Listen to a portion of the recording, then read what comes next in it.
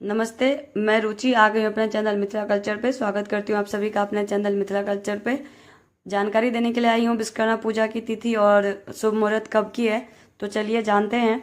इस साल विश्वकर्मा पूजा के लिए जरूरी कन्या संक्रांति 16 सितंबर को है। इस दिन सूर्य देव शाम को 7:53 पर कन्या राशि में प्रवेश करेंगे।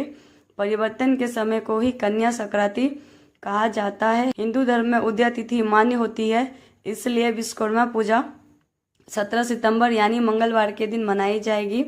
हिंदू धर्म में विश्वकर्मा पूजा को निर्माण एवं सृजन का देवता माना जाता है। ऐसी मान्यता है कि इस दिन भगवान विश्वकर्मा सृष्टि के रचयिता ब्रह्मा जी के 7वें पुत्र के रूप में जन्म लिया।